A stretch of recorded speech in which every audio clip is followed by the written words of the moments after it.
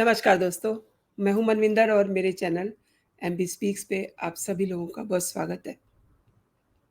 दोस्तों, अब ये बात किसी से छिपी नहीं है कि विपक्ष का वन पॉइंट प्रोग्राम यानी कि एक ही मिशन है, मोदी को आउट करो और बीजेपी को हटाओ। इसके बाद इसके बाद एजेंडा उनके पास है ही नहीं। इसके बाद वो क्या करेंगे उन्हें कुछ नहीं पता। बिहार के सीएम नीतीश कुमार की कैबिनेट से इस्तीफों का दौर शुरू हो चुका है और विपक्षी कंपनी जो है उसके कैप्टन बनने के लिए महाराष्ट्र से शरद पवार आ रहे हैं अपना एक नया एजेंडा लेकर के। लेकिन बीजेपी के पास इस सारे खेल को समझने के बाद एक स्ट्रेटजी है और ये हो सकता है कि आने वाले दिनों में बीजेपी पूरी महफिल को लूट के ले जाए, क्योंकि आने वाले दिनों में भाजपा के राष्ट्रीय अध्यक्ष जेपी नड्डा बिहार पहुंच रहे हैं और उसके बाद गृह मंत्री अमित शाह का भी बिहार का दौरा है।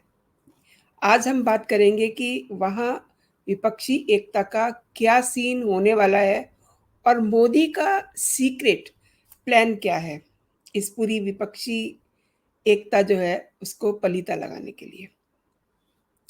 विपक्ष की पहली बैठक 23 जून को पटना में हो रही है। अच्छा, वैसे अगर ये बैठक 25 जून को होती ना तो ज़्यादा अच्छा रहता।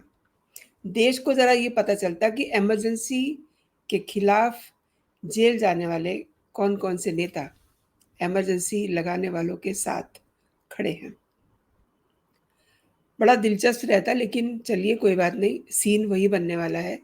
सत्ता हथियाने के लिए कांग्रेस का हथियार अब वो नेता बन गए हैं जो इमरजेंसी के खिलाफ जेल गए थे। अब वही लोग कांग्रेस के तरकस के तीर बनते जा रहे हैं। लेकिन मोदी के तरकस में भाजपा का एजेंडा है। ये वही एजेंडा है जिसके कारण जनता पार्टी की सरकार टूटी थी। तब जनता सरकार में शामिल अटल आडवाणी का एजेंडा अनुच्छेद 370 हटाना, कॉमन सिविल कोड और गोरक्षा था। ध्यान दीजिए दोस्तों, 3 एजेंडे थे। 370 हट चुकी है और राम मंदिर बन चुका है। लेकिन राम जन्मभूमि का तब जनसंघ का कोई मुद्दा नहीं था। वो तो 1979 से जुड़ा हुआ है, पर वो सब उससे पहले ही पूरा हो रहा है। 1992 में राम जन्मभूमि मुक्त हो चुकी है और अब वह मंदिर बन रहा है। एक बात, 370 विपक्ष की एकजुटता के बावजूद हट चुकी है। दूसरी बात, देश का सुप्रीम कोर्ट और अनेक हाई कोर्ट एक नहीं कई बार भारत सरकार को ये याद दिला चुके हैं कि उसे कॉमन सिविल कोड लागू करना है। लेकिन जब जब कॉमन सिविल कोड की बात होती है ना, तब तक जो है विपक्ष एकदम से खड़े हो जाते हैं, विरोध करने लगते हैं और 23 जून को वो सब इकट्ठा हो रहे हैं, क्योंकि कॉमन सिविल कोड लागू हुआ तो मुसलमानों पर वही कानून हो जाएंगे जो हिंदुओं पर होते हैं। आखिर दोस्तों, एक देश में एक ही कानून होना चाहिए ना सबके लिए, अलग-अलग नहीं होना चाहिए और धार्मिक आधार पर भेदभाव खत्म हो जाएगा। लेकिन अगेन द सेम, 23 जून को इकट्ठा होने वाले दल मुसलमानों को भारत में विशेषाधिकार दिए रखना चाहते हैं। आप देखिए, कर्नाटक में कांग्रेस ने कन्वर्जन लॉ को पलटने के लिए घोषणा आज कर दी है। यही नहीं, आरएसएस के कई जो बड़ी हस्तियां हैं उनको सिलेबस से हटाने की बात भी हुई है वहाँ की कैबिनेट में। और ये सब कौन करवा रहा है? कांग्रेस करवा रही है। लेकिन मोदी के पास इन सबको पटकनी देने के लिए एक एजेंडा है। मोदी ने अपने तर्कस से वही तीर निकाल लिया है। विधि आयोग ने एक प्रेस नोट जारी किया है दोस्तों, कि देश की जनता जो है 30 दिन में कॉमन सिविल कोड पर सुझाव देगी। ये मतलब एक तरह से इसे यूँ भी कह सकते हैं कि कॉमन सिविल कोड पर आम लोगों से सुझाव माँगे हैं। और वैसे एक प्रारूप उत्तराखंड का भी तैयार है। इस मीटिंग को ऐसा पलीता लगने वाला है ना, कि विपक्षी दलों ने सोचा भी नहीं होगा। यानी कि बिखरा हुआ रायता भी समेटने वाला कोई नहीं रहेगा वहाँ। पटना में 23 जून को बीजेपी और पीएम मोदी के खिलाफ विपक्षी दलों को एकजुट करने वाली बैठक के अगले ही दिन, the very next day, Bhajpa के राष्ट्रीय अध्यक्ष जेपी नड्डा बिहार पहुंच रहे हैं। उसके बाद केंद्रीय गृह मंत्री अमित शाह का भी दौरा होने जा रहा है। अब आप समझ लीजिए कि दिल्ली में हुई बिहार बीजेपी कोर ग्रुप की बैठक पटना में होने वाली विपक्ष की बैठक से पहले नई दिल्ली में केंद्रीय मंत्री गिरिराज सिंह के रेजिडेंस में होती है, और प्रदेश में पार्टी को मजबूत करने के लिए बिहार बीजेपी कोर ग्रुप की ये बैठक हुई। इसमें कई मुद्दों पे बातचीत हुई। अच्छा, आप याद कीजिए कि मुख्यमंत्री नीतीश कुमार के जेडीयू के एनडीए से हटने के बाद कुछ उपचुनावों में बीजेपी ने उम्मीद से बेहतर प्रदर्शन किया था।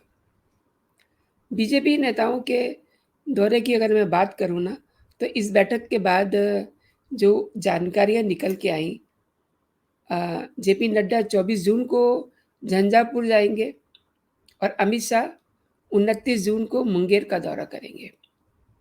अच्छा, बीजेपी के बड़े-बड़े नेताओं का बिहार का ये दौरा पार्टी कार्यकर्ताओं को एनकरेज करेगा, उनको एक्चुअली प्रोत्साहित करने के लिए ही ये दौरे हो रहे हैं, और अगले साल होने वाले लोकसभा चुनाव को ध्यान में रख कर के इन्हें प्लान किया गया है।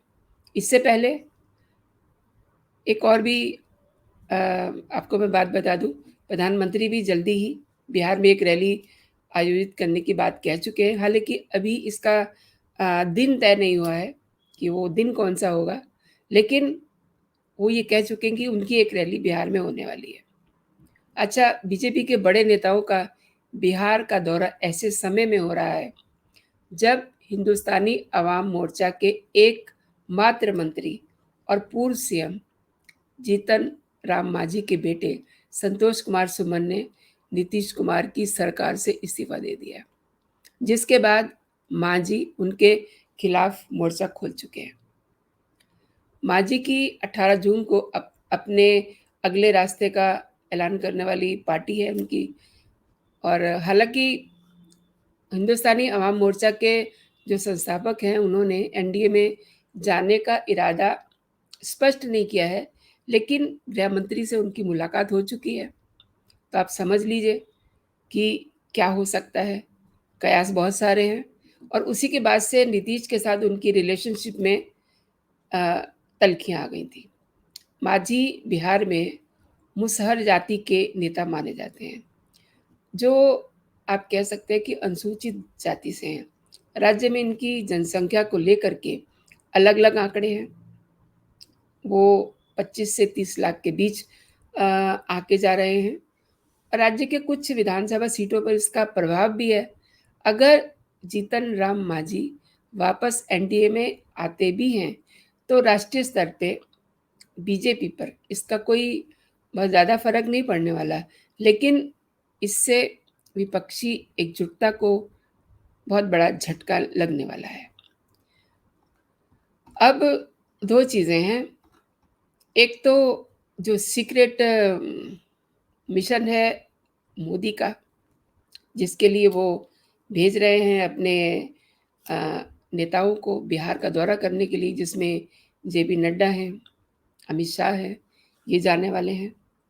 और दूसरा मैंने आपको बताया ही है कि अब कई बार देश का सुप्रीम कोर्ट और कई अन्य जो हाई कोर्ट हैं, भारत सरकार को ये याद दिला चुके हैं कि उसे कॉमन सिविल कोड लागू करना है। अब इसके ऊपर राय मांग ली गई है कि राय दी जाए, क्या सोचते हैं लोग बाकायदा एक प्रेस नोट जारी हुआ है और 30 दिन में कॉमन सिविल कोड पर उनके सुझाव मांग लिए हैं। इसके बाद से जो विपक्षी दलों में भसड़ मचेगी ना, वो आप देखिएगा। तो ये जो उनका देश के प्रधानमंत्री नरेंद्र मोदी का एक सीक्रेट प्लान है, ये बहुत गड़बड़ करने वाला है। विपक्षी दलों की एकता पर एक तरह से बर्फ डाल देगा। अब इन सब के बावजूद उस मीटिंग का सबको इंतज़ार तो बहुत है, लेकिन देखिए इसमें क्या होता है। दोस्तों, आपने ये वीडियो देखा और मैंने कई सारे मुद्दों को इसमें शामिल करके आपके सामने प्रस्तुत किया है। आप क्या सोचते हैं इन मुद्दों पे? ज़रूर से मेरे कमेंट सेक्शन में उस पे बात कीजिए, अपना कमेंट दीजिए।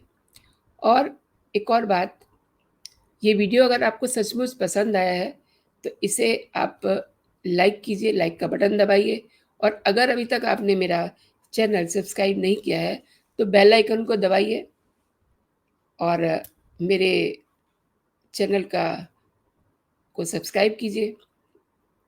एमबी स्पीक्स परिवार में शामिल होइए, ताकि मुझे ये लगे कि आप मेरे चैनल को पसंद कर रहे हैं। दोस्तों, आप खुश रहिए, स्वस्थ रहिए, अपना और अपनों का ख्याल रखिए। जय हिंद, जय भारत।